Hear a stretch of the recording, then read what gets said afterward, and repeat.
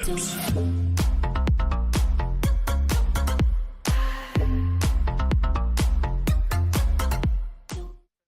up, guys and girls? Welcome back to my channel today, and I've got some good news for you Rainbow Six Siege fans out there. So today I was watching the Rainbow Six Siege finals live stream, and they actually brushed upon and gave out year 3 operators sort of reveals, especially for the first season, and they've given us an idea into the 3 other seasons of what operators we should be expecting, and whether we're going to be getting new maps or is things being tweaked. So today's video is us just sort of reviewing the footage of what they said, talking about what the new things will be. Hopefully you guys like it. If you do, smash that like button. But anyway, let's jump straight into the first clip. In a few moments, Alex and I are going to run through the year 3 roadmap. And Alex, what can players kind of expect in the year 3? First, I want to say that let's all take a moment to enjoy the fact that we do have, and we do confirm today, the fact that we're having a year 3. This is obviously, people were expecting this. As a dev team, we are planning it, and there's been a couple of information that actually leaked. But let's be honest, let's go back a year or 2 years ago. No one was expecting that game to be here today. We have, as you mentioned, 25 million players today. Year 3 in confirm, and we have plans to stay for a very long time. This game is built to last, and we're going to make sure that it happens. Absolutely. So regarding year 3, as you mentioned, let's have a look at the roadmap, where we'll see how we're going to be structuring things and launching things in that year 3. Yeah, absolutely. Let's take a look at that right now. And also, I should mention that this panel is broken up into 2 parts. So right now we will take a look at the year 3 roadmap, but further down the line, we're going to be taking a look at the Six Invitational with Jeremy, which is really kind of an amazing event that will be coming up in February. So that's the structure of the panel, and then we're actually going to go right into the year 3 panel, or year 3 roadmap. So let's take a look at that for what we have. Alex?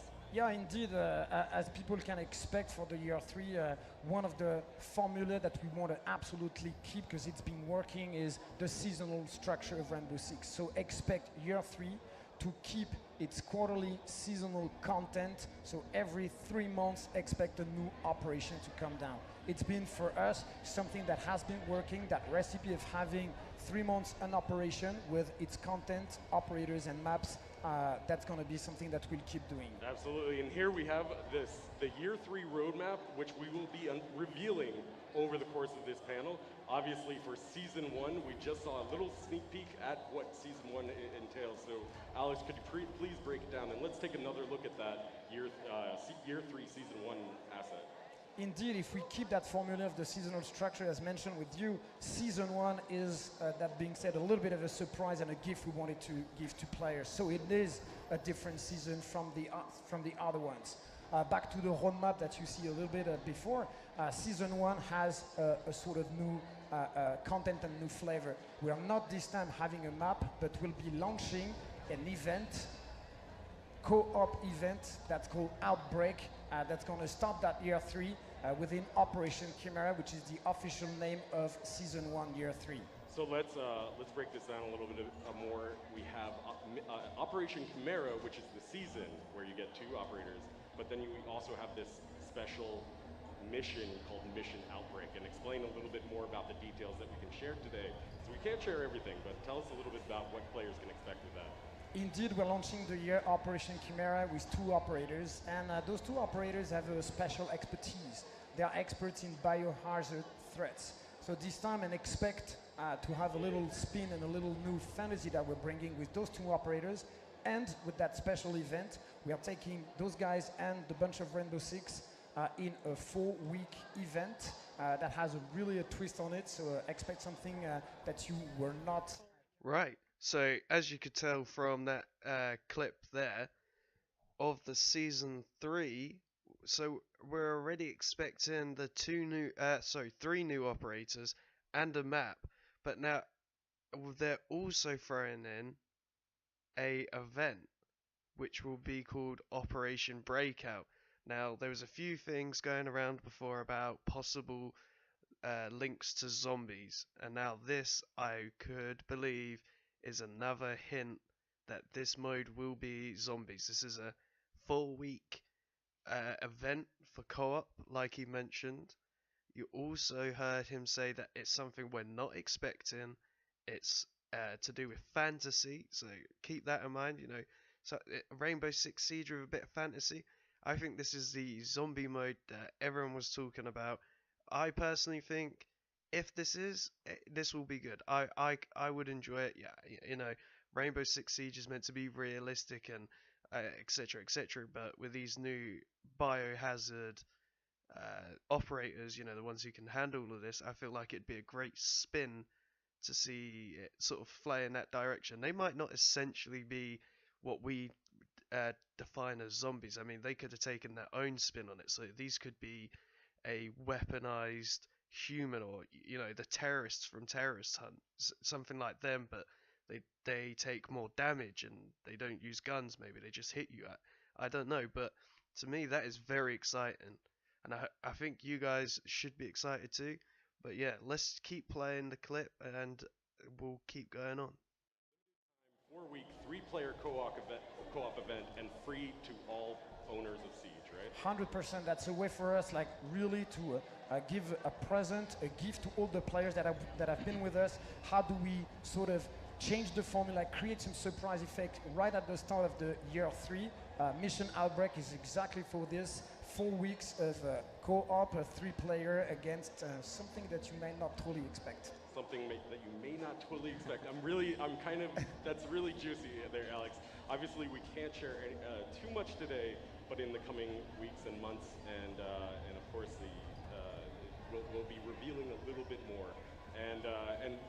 But one thing that we can confirm today is that there's going to be some things you can actually get with this, like some DLC content and customizable items that will be coming with this, right? Indeed, with Mission Outbreak, the idea is also to get a new collection of items that is 100% around that thematic and fantasy that you guys will be discovering in the coming month. Keeping the philosophy that's been ours overall, people will be rewarded as well as they can have access to that new collection. It's the first one that we're launching, so it's going to be an exciting first season for year 3. And when's the full reveal going to be? It's going to be obviously at 6 Invitational and leading up to that big event. So guys, look into the weeks before and up to the event where we'll reveal everything about Mission Outbreak and that whole year 3. Absolutely. So in just a few moments, you learn a little bit more about what's coming in the 6th Invitational, but obviously that big reveal is going to be for Mission Outbreak, and I cannot wait. I cannot wait to show all the fans out there what we have in store for them. It's something pretty special. Yep. Yeah, it's pretty cool. All right, so that is season 1 of year 3. Let's go into season 2. What's the next season coming up?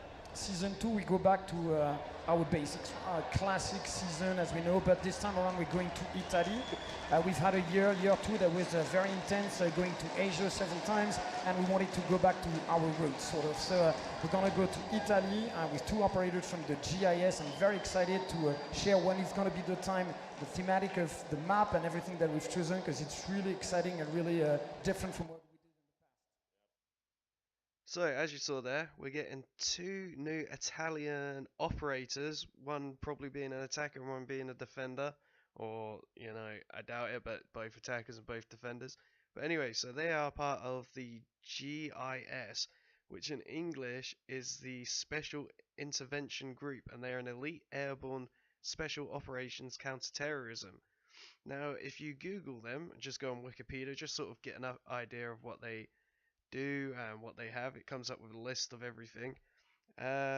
Looking through their weapons, a few things pop up like the Scar L and the Scar H, which is possibly something we could see work with and in Rainbow Six Siege, along with the Glock 17 and 19, which would be interesting to see. We'll see how them sort of pistols work out.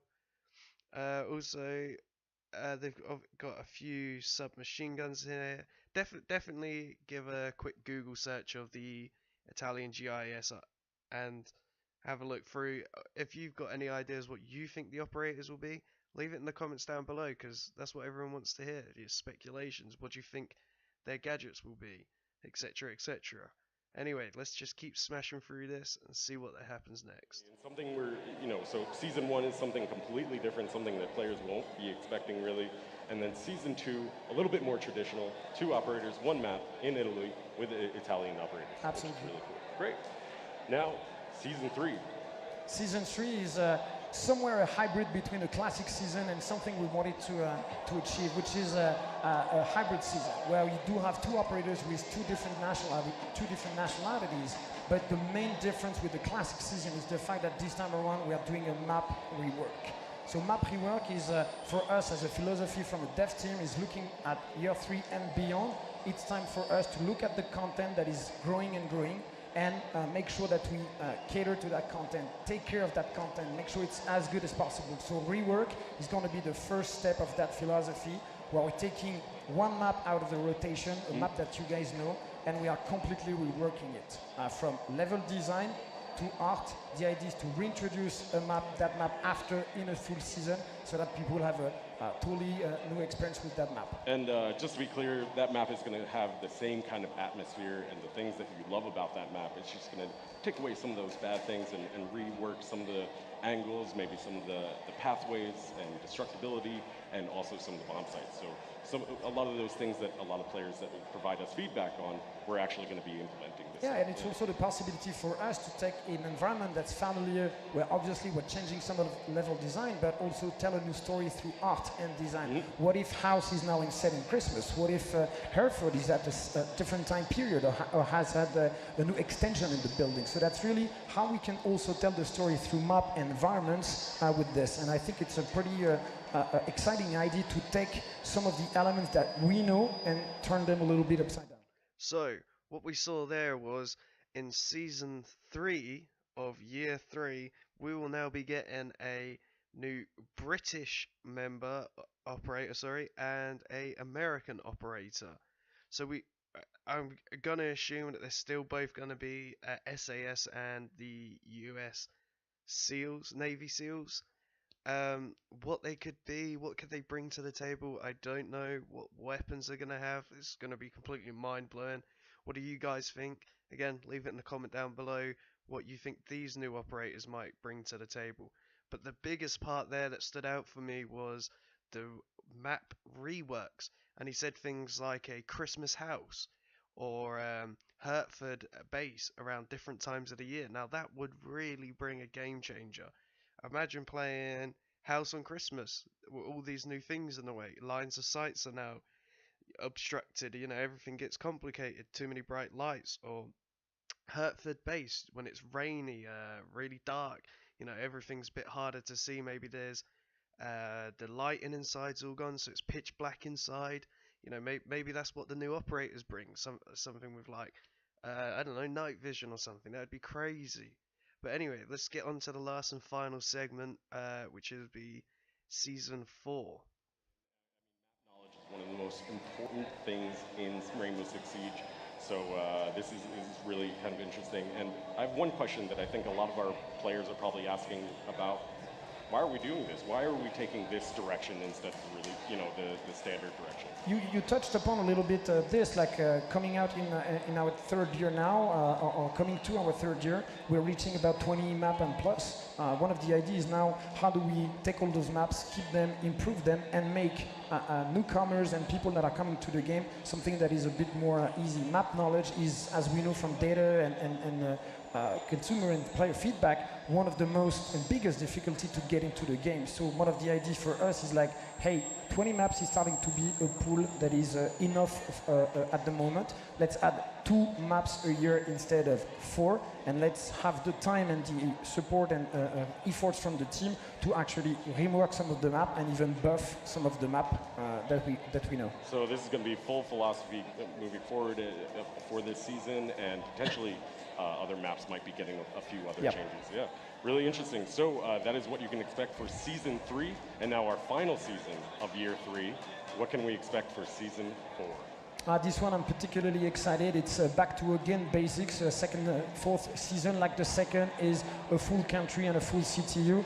But this time, and for the first time, Rainbow Six is going to go in Africa, North Africa, especially with Morocco as the new country and new CTU that we're bringing. I can't tell you how excited am I to get to that continent. We went to Asia last year. This time it's Africa, and now Rainbow Six has been to every continent. So it's really, really cool for us as a fantasy. So it's going to be so much different from. So guys, that's pretty interesting. This year, in fact, sorry, instead of getting 4 maps, we're only getting 2 because they believe 20 will be the perfect number, and that they want to focus on revamping our maps that we like and getting all of the bad stuff out, which is nice to hear. And then also, the final 2 operators for this year will be from North Africa. I am excited. I don't know what they'll be, what CTU they'll be, but damn, who else is looking forward to this? What do you think that they could bring to the table with these new operators, especially North Africa? How is it going to change gameplay? I mean, already with the first 3 that are being released soon, my God, are they game changing? I can't imagine what all of these other operators will be like. But yeah, so anyway, guys, this is the end of the video. Sorry it was a bit of a long one. I just wanted to cram in as much information about the seasons that's happening this year for you guys to enjoy. If you all liked it, please hit that like button. Help me try and get at least 50 likes on this video. Come on guys, we can do this. If you're new, definitely subscribe.